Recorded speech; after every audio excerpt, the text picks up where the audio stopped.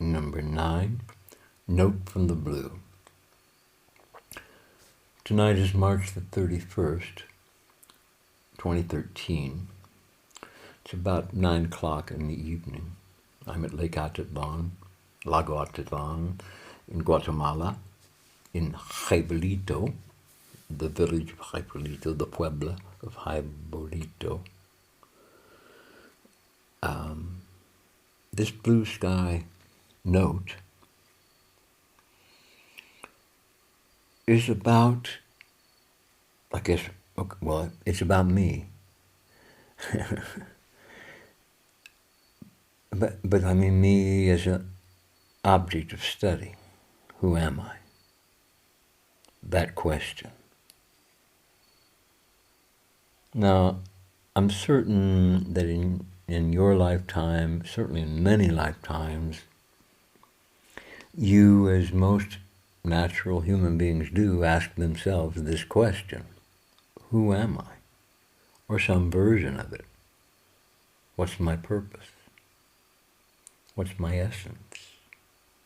What's my nature? What's my truth? Now, some people don't ever even think about this. Other people think about it often, maybe all the time. There are some people that I've met in my lifetime who are genuine truth seekers. And every one of them who's a genuine, honest seeker of whatever truth is will say exactly that. I don't know what the truth is. I try to understand it, I try to know it, but to be real honest with you, after 25 or 30 years, I don't know the truth. And to be honest with you, I don't even know that I can know the truth. The whole truth. And nothing but the whole truth. So help me God. So, I've met these people, I've talked with them, experienced them, have realized that they are genuine and honest, that they are seeking truth, and to a person, to an individual, male or female, they say, I don't know the truth, I don't know what it is. That's why I'm seeking it. Now, there are other people who say, well, that's because you've separated yourself from it. And as long as that's in your mind, that you're separate from truth, then your mind's going to constantly struggle to get back to the truth, whatever that is. After 70 years, I can honestly say, about truth at least, that I don't know the truth. And I'm relatively certain that I don't know how to know the truth, and it's probably not possible for any person to, quote, know, unquote, the truth, the whole truth, and nothing but the whole truth, so help us God. Because first of all, we'd have to experience the whole truth before we could know it. And we have to know it before we can tell it or talk about it. Well, I've not experienced the whole truth. Have you really experienced the whole truth and nothing but? So help you God. Wow. I say that, of course, with a little skepticism, but also with some awe. I'm blue skying now. I'm got my wings out and I'm flying. And I'm beginning to hit a thermal, or not hit a thermal. I'm beginning to gently penetrate into a thermal and understand its rhythm and integrate with it and become one with it. And the updraft of it holds my wings out effortlessly. I don't have to put forth any effort whatsoever to hold my wings out.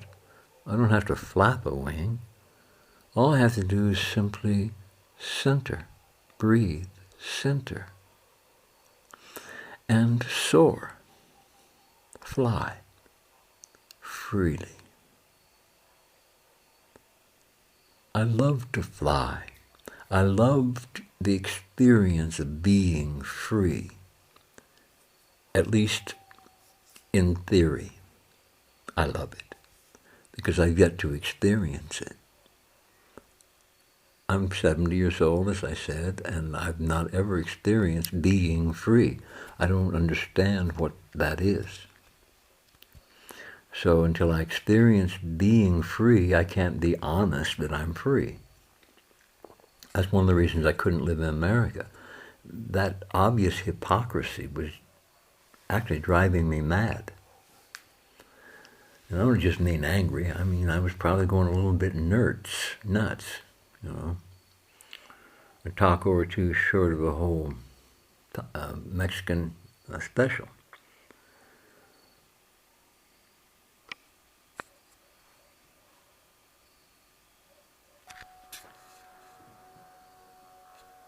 Number 9, Note from the Blue. Blue skying is a wonderful experience. It's a process of either in solitude or with some people that you, I guess, trust, feel comfortable with at the very least, feel secure and safe with. It's an opportunity to let your genius, your higher self, your oversoul, your guardian angel express himself or herself, itself.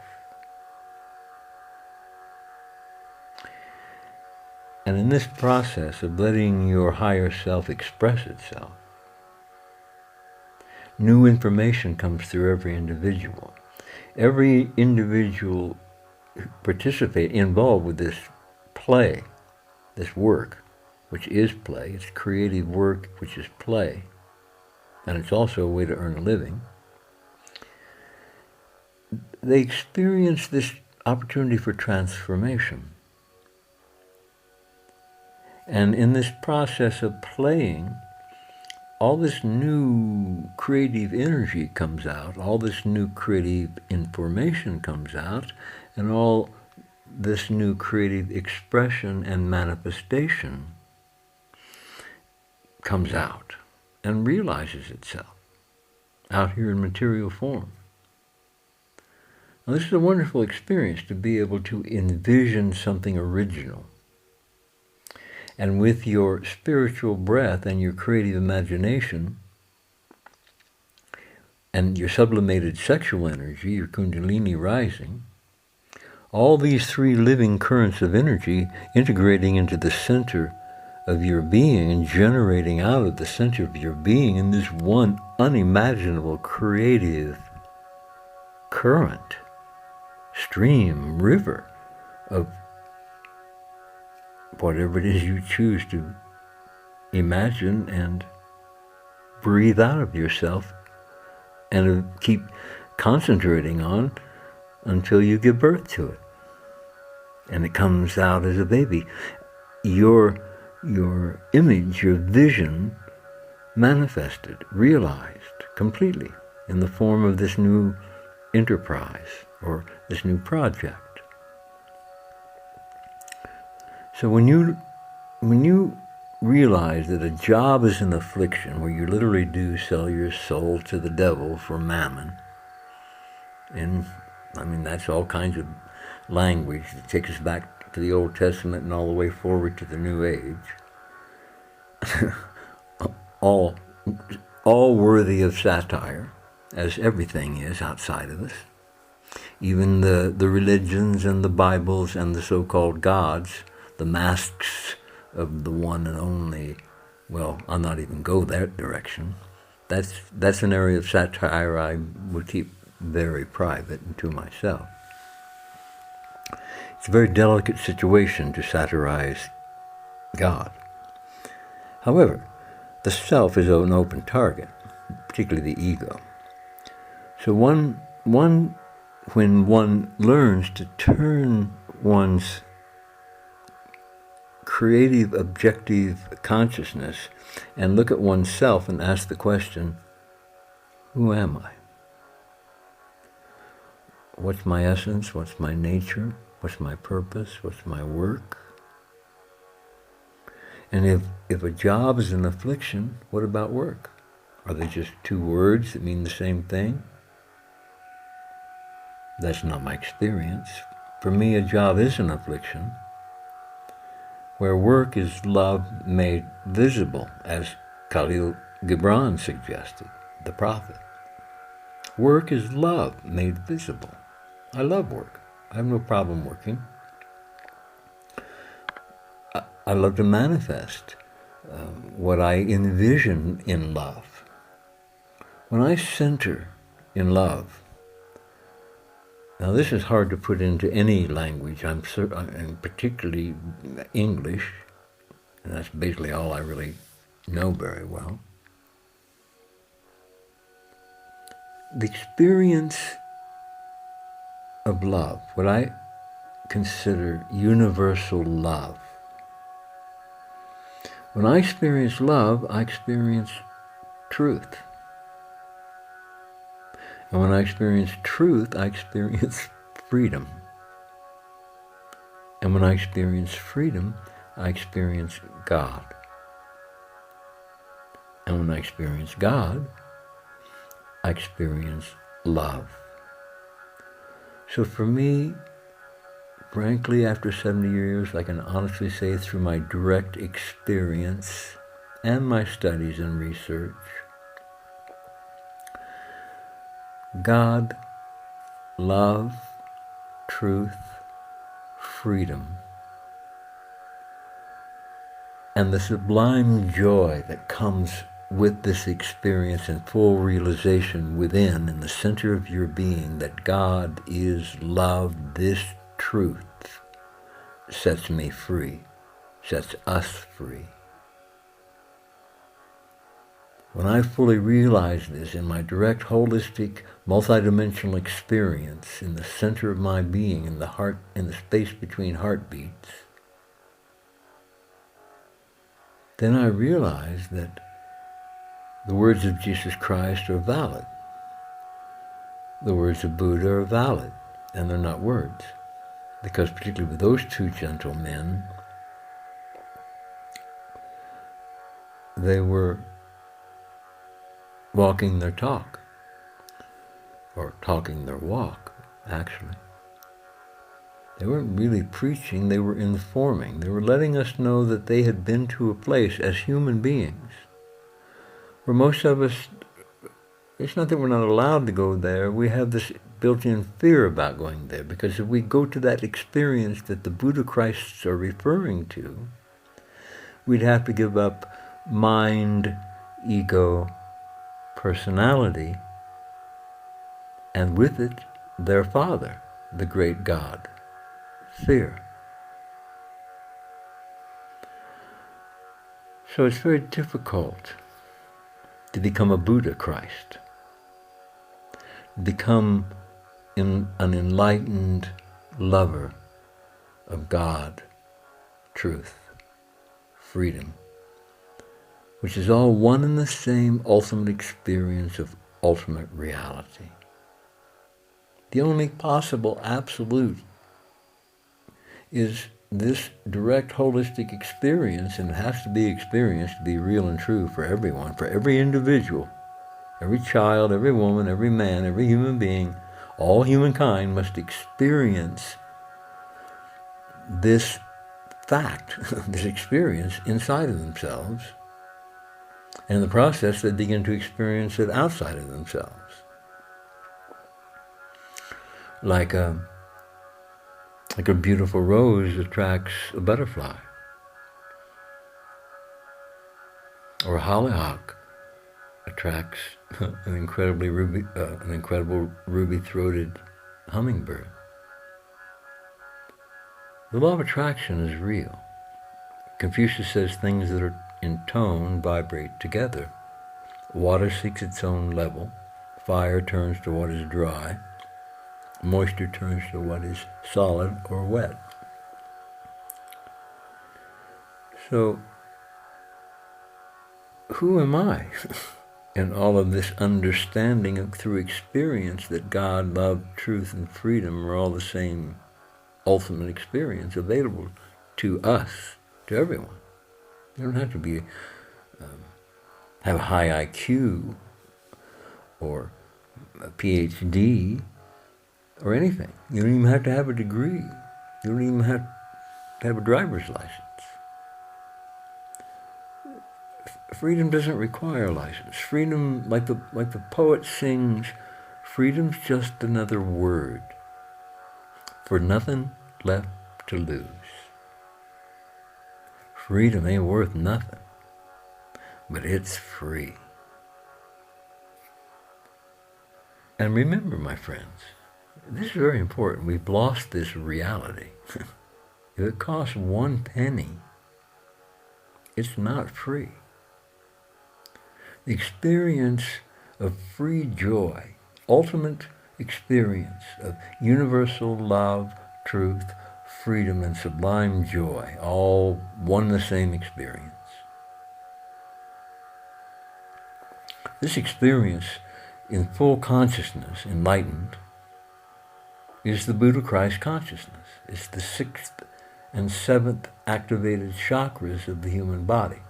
The 6th level of consciousness, Buddha consciousness, and the 7th level of human consciousness at the crown, Christ consciousness. In some ways of looking at things. Energetically speaking, first of all, these are English words that are trying to express fields of energy which are metaphysical, they're not material. They're the archetypal generating fields of energy that are the seed roots of creation. Whatever God is truth, and whatever that is, in the beginning was nothing, nowhere. However, look carefully at these two words. In the beginning was no thing. Now, here. This is utopia. Now, here. With every breath, with every heartbeat, thought, word, action, we co-create utopia now, here, or it's nowhere. We miss it altogether. We miss the great opportunity given to us by obtaining human birth. Possibly, if the law of reincarnation, law of karma and reincarnation is real and true, through maybe thousands of lifetimes.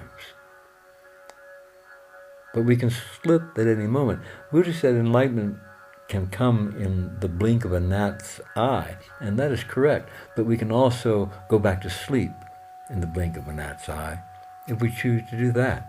Because, you see, ultimately, we can't blame ignorance and being unconscious. We can't really use that as an excuse for why we made the mistake we made that caused the karma, that now the karmic lords have sent out their goon squads and they're knocking on the back door to collect the karmic bill.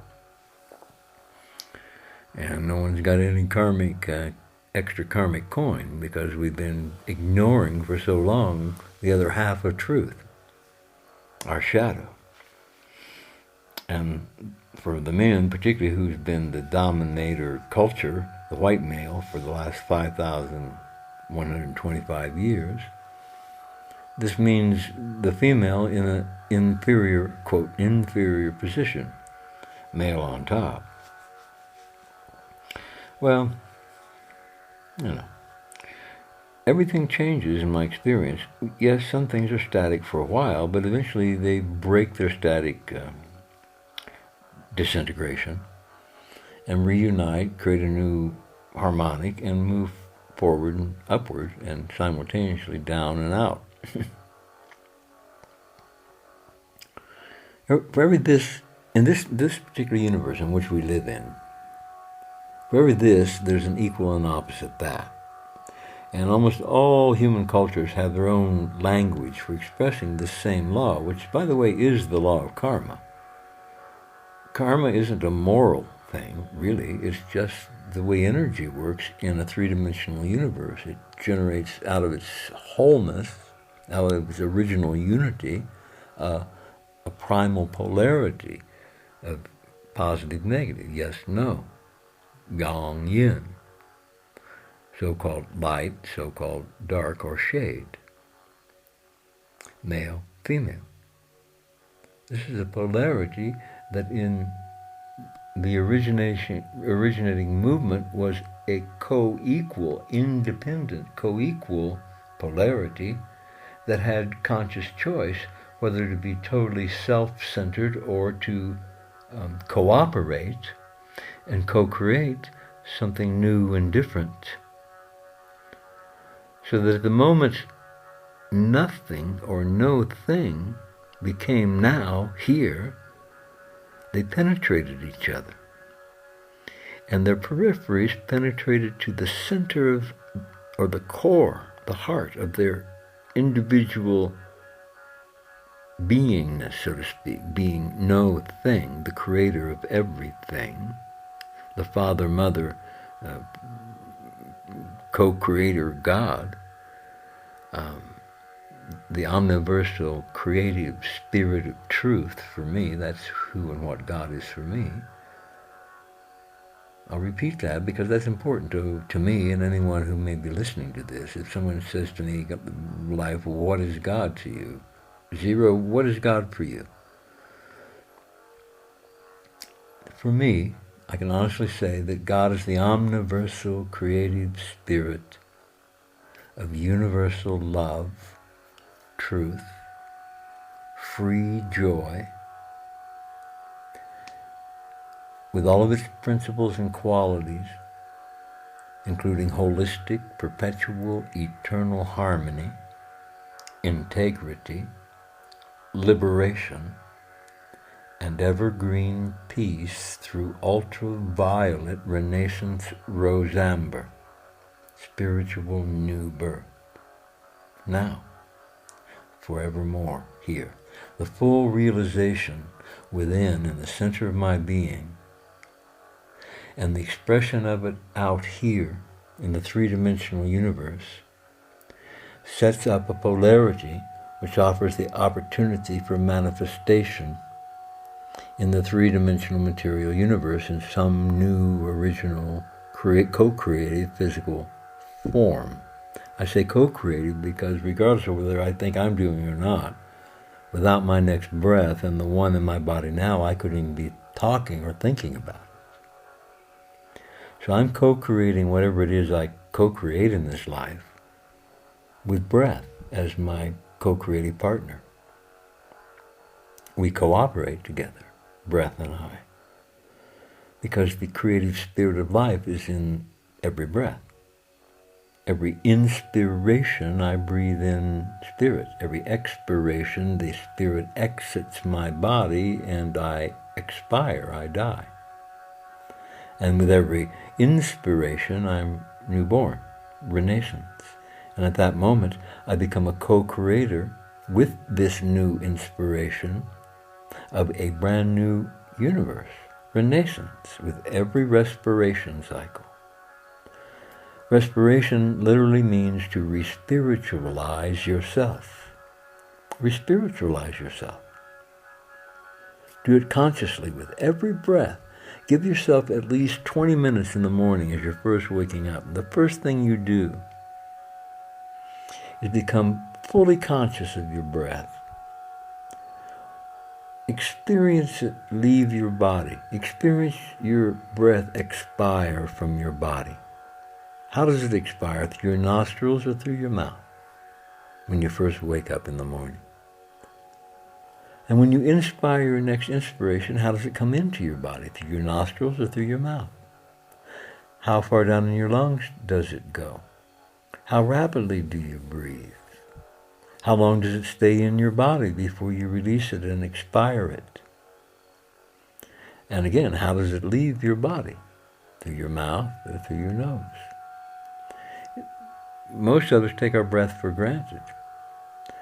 But human beings, it's on record many times, have gone 40 days and 40 nights with preparation, without food.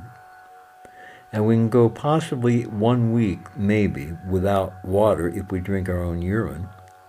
Other than that, we got maybe 5 days until we dehydrate and die.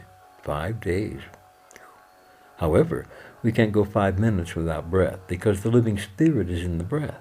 Prana, chi, Ruach Neshama, the living spirit of whatever God is, again for me, the omniversal creative spirit of truth, and more. This spiritual breath is soul food. It's the only real soul food, is spiritual breath. The living spirit is in my breath, and so I'm grateful for every breath, and I try my best to be conscious of every breath that I expire or give, and every breath that I inspire and receive. And I honestly try to use my creative imagination through the process of visualization to literally see my spiritual breath leaving me and a gift that I choose to give to whatever God is, truth, freedom, love. I choose to give to the one and all, to every being, creature, and thing, a gift in my expiration. When I breathe out, for example, peace through renaissance. And I visualize with my mind's eye and my creative imagination a concentrated creative current of transformational, evergreen peace through ultraviolet renaissance rose amber, flowing in a concentrated stream from my mouth to make a candle flame dance 2 or 3 feet in front of me. The dance of peace through renaissance. Renaissance, by the way, is new birth. When I imagine the color tones evergreen peace and renaissance rose, R-O-Z-E, all one word, renaissance rose, I actually see the color tones of evergreen peace through ultraviolet renaissance rose amber, like a rainbow, for example. This what apparently is a 3-tone but actually 4-toned rainbow. Evergreen peace. Now, by the way, through meditation, I've learned that this gift that I give of evergreen peace through ultraviolet renaissance rose with every expiration, I also, by the way, imagine it coming into my body as I inspire it into my nostrils, down into the bottom of my lungs, and from there fill my whole body up with this evergreen peace through ultraviolet renaissance rose amber, so that I experience every cell of my body becoming peace through renaissance. Evergreen peace through renaissance rose, spiritual new birth with every respiration cycle. So you see, in this process of consciously giving and receiving peace through renaissance, I'm neutralizing and transforming war and death. Evergreen peace is an energy that's much more potent than the dark blackness of war. And renaissance rose is the color tone of spirit. It's the first spiritual experience. It's the living spirit of truth, love, free joy, God. And when we experience this, we can also experience the gift of giving something away in the breath. We're giving away living spirit. The living spirit is exiting our body, but now it's filtered through us, so to speak. It's shined its potency, its totality through the lens of our individuality. And so now, what we project out of ourselves and express consciously is transformed. And so that the creative spirit has an opportunity to see itself in new ways, to understand itself with a deeper more profound, more holistic understanding of who and what God is, what love is, what truth is, what freedom is, and what this sublime joy is that we're given when we experience this truth. This is Christ consciousness. This is Buddha Christ consciousness. This is the fulfillment of being human. This is what we move into as we move into this sixth or fifth sun, depending upon which Mesoamerican or Aboriginal or Native culture that you study this in.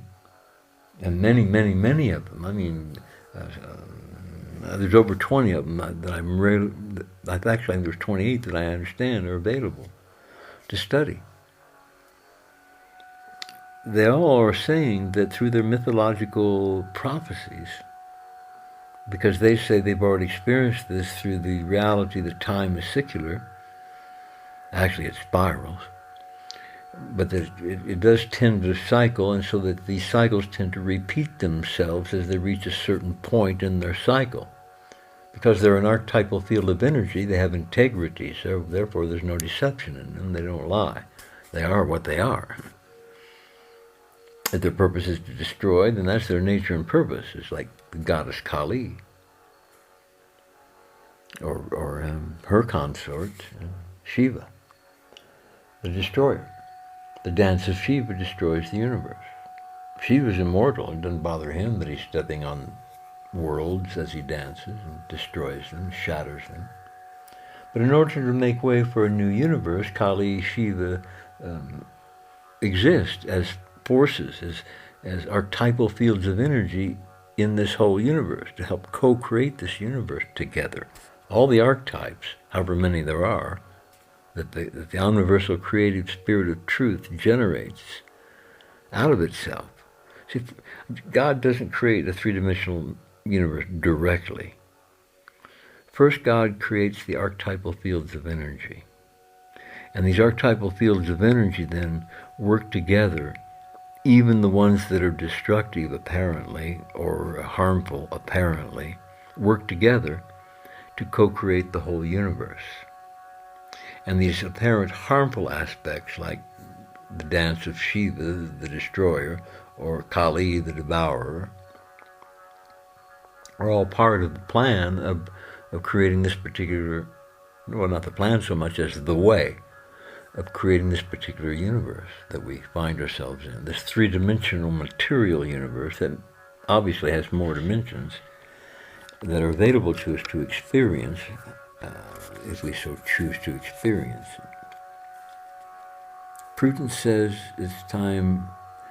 My friend in Oregon said to me, "Life, prudence knows when and where to stop, and therefore keeps on growing."